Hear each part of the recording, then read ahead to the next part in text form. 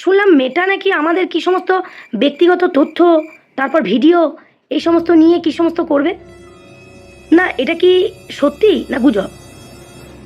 আজকে প্রায় 2-3 দিন হয়ে গেল আমি দেখতে পাচ্ছি এই পোস্টটা, সব দেখছি মানে লাহে লাহে লোক ফেসবুক খুললেই একটাই পোস্ট, কপি পেস্ট করে সব ছেড়ে দিচ্ছে।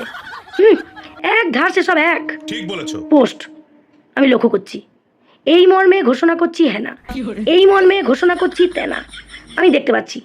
কিন্তু মেটা তো আমাকে এই ধরনের কোনো চিঠিপত্র দিয়েছে বলে মনে পড়ছে না। আচ্ছা এটা কি গুজব? দেখে গুজব না সত্যি এই বিষয়ে আমি যাচ্ছি না, বুঝলে।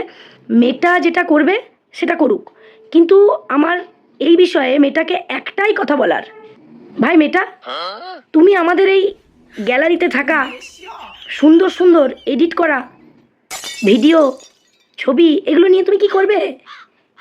এগুলো আসল ডকুমেন্ট নয়, এগুলো আসল তথ্য নয়।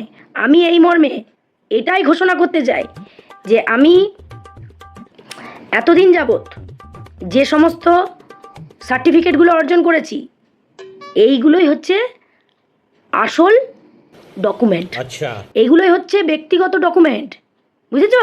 ঠিক আছে এগুলো তোমার চাই? দাঁড়াও দিচ্ছি দাঁড়াও, এই নাও, এই হলো আমার মাধ্যমিকের সার্টিফিকেট। আর নেবে এই যে আমার এইচএসের সার্টিফিকেট, বুঝেছো? আর এইটা হলো গিয়ে গ্র্যাজুয়েশনের সার্টিফিকেট এটা। আর এটা হচ্ছে এমএস সার্টিফিকেট, একটু উঁচু ক্লাস তো তাই জন্য দুটো, বুঝেছো? এই অ্যাডমিট কার্ড আর সার্টিফিকেট, ঠিক আছে? আরও আছে, দাঁড়াও দেখাচ্ছি। এই যে বহু কষ্টে অর্জন করেছি এইটা হচ্ছে টেট পরীক্ষার, টেট পরীক্ষার একটু পুরনো হয়ে গেছে আসলে অনেক দিনের তো, যাকে এটাকে আবার ল্যামিনেট করে রাখতে হবে, যাই হোক। আর অবশেষে এইটা হচ্ছে এসএসসি, হ্যাঁ এটা হচ্ছে এসএসসি সার্টিফিকেট, বুঝতে পেরেছ?